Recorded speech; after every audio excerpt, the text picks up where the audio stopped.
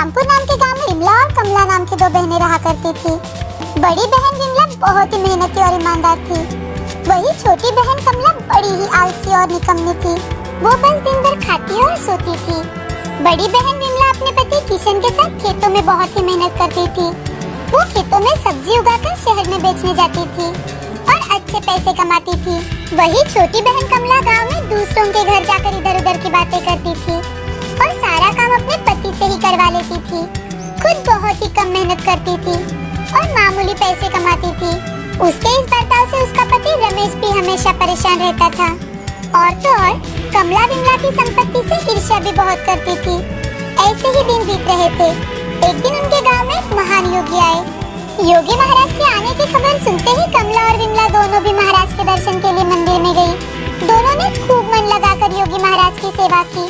उनकी सेवा से प्रसन्न होकर महाराज ने उनसे कहा, बेटी तुम्हें क्या चाहिए? महाराज, मेरे परिवार में हमेशा सुख शांति बनी रहे, बस इतना ही आशीर्वाद चाहिए आपसे। महाराज, मुझे आशीर्वाद में 3 वरदान चाहिए। कमला ने सोचा महाराज से वरदान पाकर तो विमला से अधिक धनवान बन जाएगी, लेकिन योगी महाराज ने कमला की ईर्ष्या को पहचान लिया था। उन्होंने कमला से कहा, मैं तुम्हें वरदान तो दूंगा, लेकिन याद रहे तुम जो भी वरदान मांगोगी उससे 2 गुना तुम्हारी देवरानी को मिलेगा। कमला ने योगी महाराज को मनाने की बहुत कोशिश की कि वरदान में जो कुछ भी मिले उसमें सिर्फ उसी का लाभ हो, विमला को कुछ भी ना मिले। लेकिन योगी महाराज के सामने उसकी एक न चल पाई। आखिर कमला को महाराज की बात माननी ही पड़ी। कमला ने घर जाकर सारी बात रमेश को बताई। दूसरे दिन सुबह कमला और रमेश अपना पहला वरदान मांगने मंदिर गए। कमला भगवान की मूर्ति के सामने खड़े होकर, हे भगवान, मुझे सोने से भरा एक घड़ा चाहिए। तभी कमला के सामने सोने से भरा घड़ा प्रकट होता है।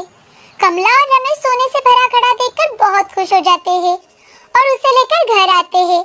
लेकिन दूसरी ओर विमला को सोने से भरे 2 घड़े मिलते हैं। उन्हें देखकर विमला भगवान से, हे भगवान, मुझे तो आपका सिर्फ आशीर्वाद चाहिए। इधर कमला को जैसे ही पता चलता है कि विमला को सोने के 2 घड़े मिले हैं, तो कमला विमला पर ईर्ष्या से तिलमिला जाती है और गुस्से में, अब तो बस देखती जा, मैं तुझे कैसा सबक सिखाती हूँ। मैं तुझे ऐसा सबक सिखाऊंगी कि जिंदगी भर याद रखेगी।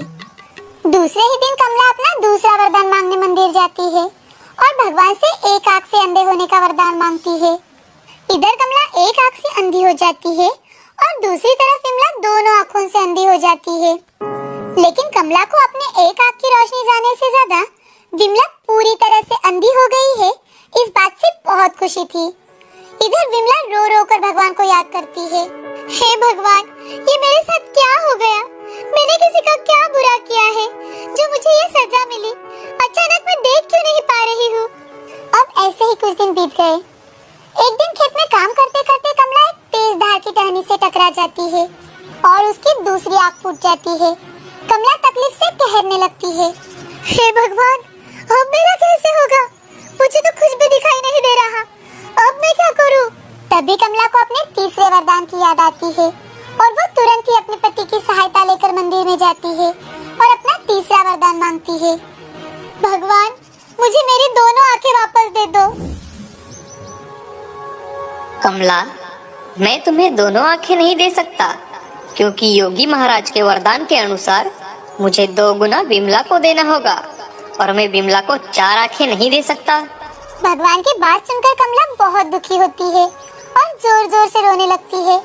तभी भगवान कमला से कहते हैं, अगर तुम चाहो तो मैं तुम्हें एक आंख वापस दे सकता हूँ, लेकिन विमला को उसकी दोनों आंखें वापस मिल जाएगी।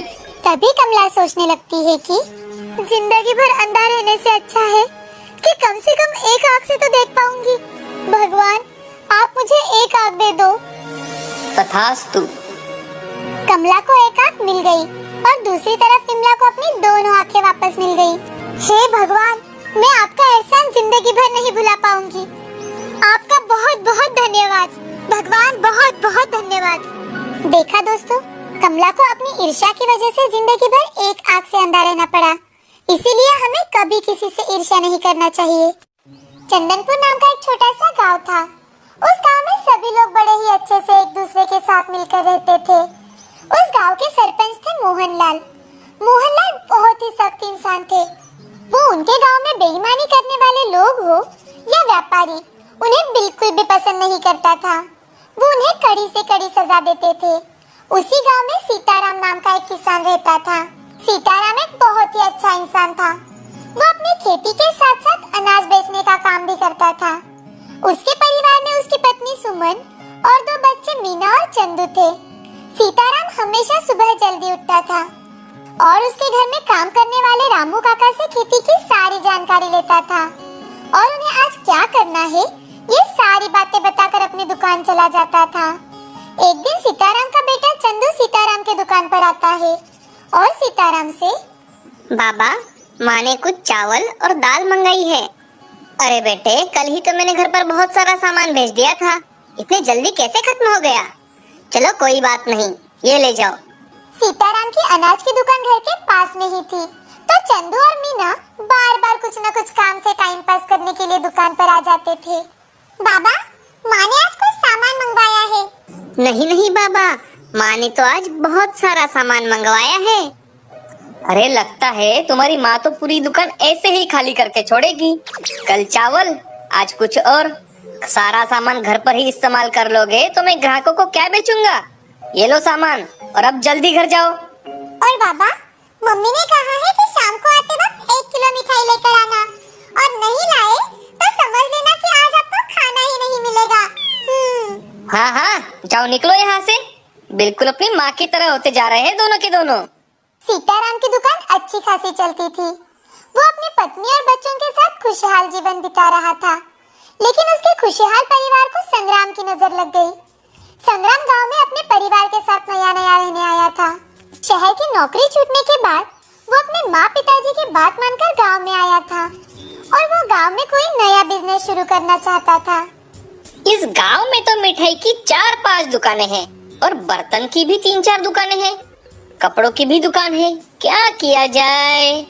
अरे हाँ, यहाँ तो अनाज की सिर्फ एक ही दुकान है। मुझे अनाज की ही दुकान खोलनी चाहिए। संग्राम ने जल्दी ही अपनी अनाज की दुकान खोली, लेकिन उसके दुकान पर कोई अनाज खरीदने के लिए नहीं जा रहा था। सब सीताराम के दुकान पर ही अनाज खरीदने जाते थे।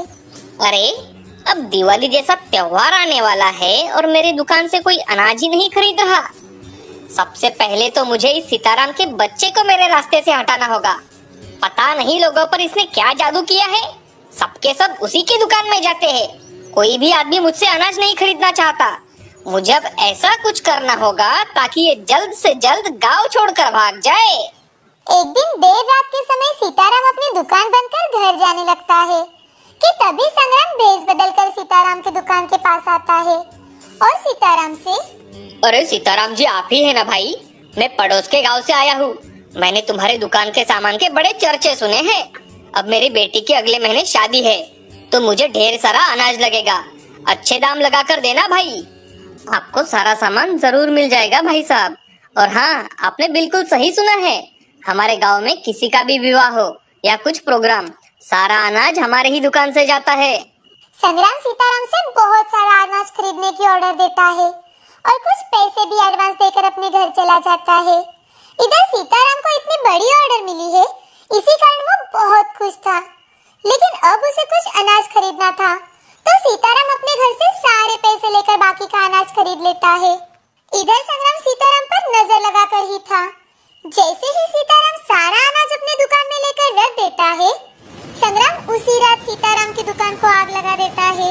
दुकान को आग लगी देखकर कुछ लोग सीताराम के घर भागते हुए जाते हैं और एक आदमी सीताराम का दरवाजा खटखटाते हुए, अरे सीताराम भाई, जल्दी बाहर आओ, जल्दी बाहर आओ भाई, आपके दुकान को आग लग गई है।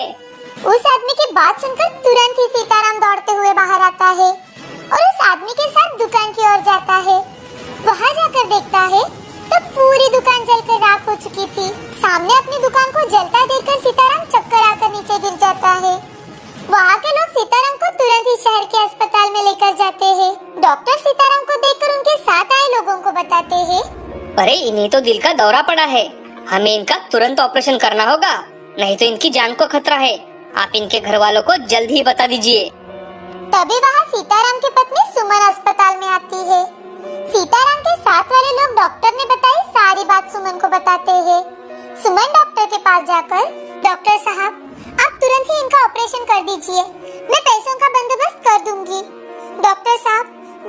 उनकी जान बचा लीजिए। डॉक्टर सुमन की बात सुनकर सीताराम को ऑपरेशन करने के लिए चले जाते हैं। सुमन अब सीताराम के साथ आए लोगों के साथ थिएटर के बाहर भगवान का नाम लेते हुए बैठ जाती है। 4-5 घंटे बाद डॉक्टर ऑपरेशन थिएटर से बाहर आते हैं और वो सुमन से, देखिए, घबराने की कोई बात नहीं है। ऑपरेशन अच्छे से हो गया है, लेकिन आपको कम से कम उन्हें 30 दिन तक यहाँ रखना होगा और इसमें आपका बहुत खर्चा होगा। जी डॉक्टर साहब, आप पैसों की चिंता मत कीजिए, मैं आपके अस्पताल के सारे पैसे चुका दूंगी। अच्छा, ठीक है।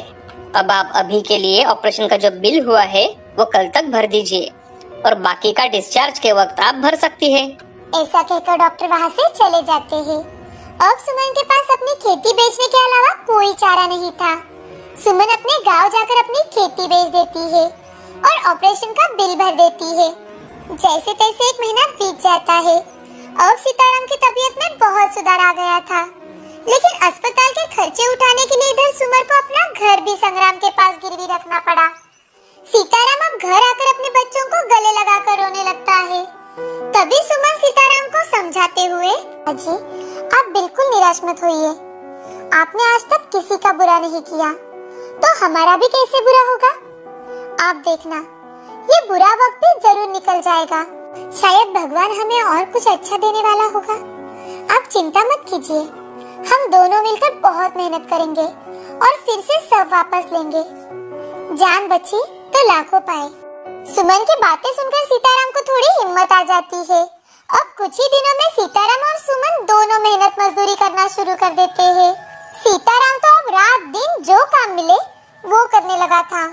साथ ही साथ उसने छोटे मोटे व्यवसाय भी करना शुरू कर दिया था।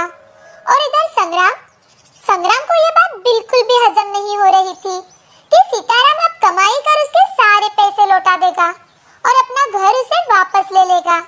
अगले ही दिन संग्राम सीताराम के घर जाता है और सुमन से, देखिए बहन जी, मैंने आपको जो पैसे दिए थे वो मुझे ब्याज के साथ कल ही चाहिए, नहीं तो मैं आपके घर पर कब्जा कर दूंगा। मुझे पैसों की अब बहुत सख्त जरूरत आ पड़ी है। मुझे मेरे पैसे लौटा दो, नहीं तो मैं आपके घर को नीलाम कर दूंगा। अरे भाई साहब, लेकिन घर गिरवी रखते वक्त मैंने तो आपसे 1 साल की मोहलत मांगी थी और अभी तो सिर्फ 4 महीने बीत चुके हैं। अरे वाह वाह वाह, चोर तो चोर, ऊपर से सिर जोर। भलाई का तो कोई जमाना ही नहीं रहा। एक तो मैंने तुम्हारी मदद की, ऊपर से तुम मुझे ही सिखा रही हो। वो कुछ नहीं, मुझे कल के कल मेरे पैसे वापस चाहिए, नहीं तो आपको घर खाली करना पड़ेगा, समझी? और मैं कल ही सरपंच जी को लेकर यहाँ आ जाऊंगा। इधर सुमन और सीताराम के पास अपना घर बचाने इतने पैसे नहीं थे। अब घर छोड़ने के अलावा दोनों के पास कोई रास्ता नहीं था। अगले ही दिन संग्राम सरपंच जी को लेकर सीताराम के घर आता है। सीताराम, मैं तुम्हें अच्छे से जानता हूँ, तुम एक बहुत ही अच्छे आदमी हो, लेकिन तुम्हें संग्राम के पैसे तो लौटाने ही होंगे, और अगर तुमने इनके पैसे नहीं लौटा पाए तो तुम्हें अपना घर खाली करके इस गांव को छोड़ना होगा। सीताराम सरपंच जी की बात सुनकर दंग रह जाता है। उसे कुछ भी समझ में नहीं आ रहा था, लेकिन उस गांव में अगर सरपंच जी एक बार अपना निर्णय सुना दे तो कोई कुछ नहीं कर पाता था। तो सीताराम अपने घर से कुछ सामान साथ लेता है और अपने परिवार को लेकर गांव छोड़ देता है। बाबा, अब हम कहाँ जाएंगे? पता नहीं बेटी, हमारा तो कोई रिश्तेदार भी नहीं है। हम लोग कई साल से इसी गांव में रहते आए हैं। सुमन, तुम इस बैग में क्या लेकर आई हो? जी वो घर में थोड़े चावल बचा कर रखे थे, वही लेकर आई हूँ। कहीं रास्ते में रुककर आग जला लेंगे और चावल पका लेंगे, कम से कम बच्चे भूखे तो नहीं रहेंगे। सीताराम का परिवार पूरे दिन तक चलता रहा। जब अंधेरा होने लगा तो वो लोग एक पेड़ के नीचे रुक गए। तभी सीताराम अपने बच्चों से, देखो बच्चों, मुसीबत के समय भी हमें हमेशा हंसी खुशी से रहना चाहिए। कठिनाइयाँ भी जीवन का एक हिस्सा है।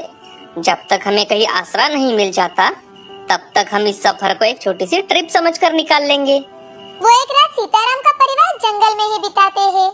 अगले दिन वो एक गांव के पास पहुंच जाते हैं और शाम तक वो सभी मिलकर अपने लिए एक छोटी सी झोपड़ी तैयार कर लेते हैं। सीताराम की पत्नी झोपड़ी के बाहर आग जलाकर चावल पकाने लगती है और सीताराम वो बच्चों को सोने के लिए पेड़ के पत्ते निकालकर एक जगह बिछाने लगता है। तभी एक बूढ़ी औरत उनके पास आती है और उनसे, बेटा, मैं और मेरे पति 5 दिन से भूखे हैं, क्या ये चावल तुम मुझे दोगे? मेरे पति मर जाएंगे अगर उन्हें आज खाना नहीं मिला तो? माँ जी, हमारे पास देने के लिए कुछ भी नहीं है। सुमन, मुझे लगता है ये बूढ़ी माँ बहुत भूखी है। हमें अपने चावल इन्हें दे देने चाहिए। लेकिन अगर हम ये चावल भी इन्हें दे देंगे तो हम और बच्चे क्या खाएंगे? अरे भाग्यवान, आज की रात हम पानी पीकर ही निकाल लेंगे। मैं कल सुबह गांव जाकर कुछ ना कुछ काम ढूंढ लूंगा और खाने के लिए ले आऊंगा। ईश्वर पर भरोसा रखो। हमसे ज्यादा बूढ़ी माँ को इस चावल की जरूरत है और जरूरतमंद की मदद करना ये हमारा फर्ज है। सीताराम बूढ़ी माँ को सारे चावल दे देता है। उस रात सीताराम का पूरा परिवार भूखा ही सो जाता है। सुबह उठते ही चंदू और मीना जोर जोर से रोने लगते हैं। माँ, हमें बहुत भूख लगी है माँ, कुछ खाने को दे दो ना माँ। सीताराम बच्चों की बात सुनकर तुरंत ही गांव की ओर काम ढूंढने के लिए निकल जाता है। तभी रास्ते में उसे वही बूढ़ी माँ मिल जाती है जिसे कल रात सीताराम ने चावल दिए थे। बेटा, तुम वही आदमी हो ना जिसने हमारी कल रात मदद की थी? इसीलिए मैं तुम्हें इसके बदले में प्रेशर कुकर देना चाहती हूँ। सीताराम कुछ कहे उससे पहले ही वो बूढ़ी माँ सीताराम को कुकर देकर गायब हो जाती है। अरे, ये बूढ़ी माँ कुकर देकर कहाँ गायब हो गई? अब मैं इस खाली कुकर का क्या करूँगा? देना था तो कुछ खाने का सामान ही देकर जाती, और वो अचानक गायब कैसे हो गई?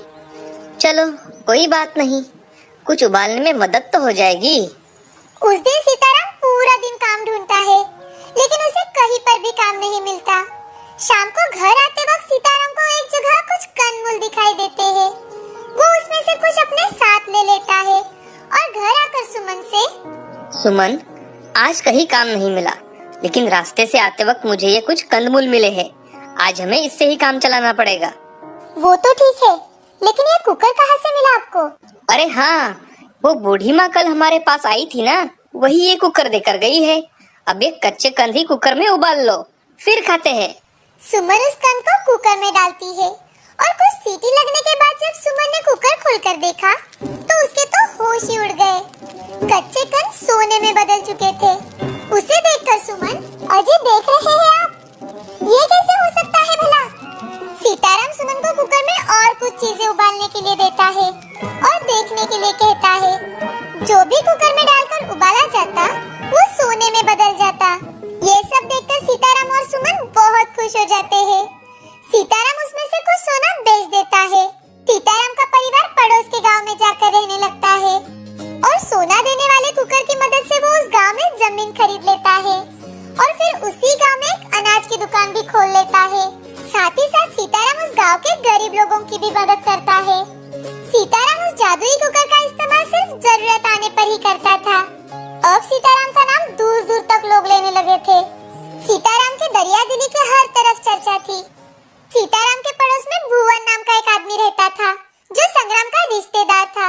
एक दिन संग्राम कुछ काम से भुवन के घर आता है। तभी भुवन संग्राम से, अरे संग्राम भाई, आज बहुत दिनों बाद कैसे आना हुआ? घर पे सब कुशल मंगल तो है ना?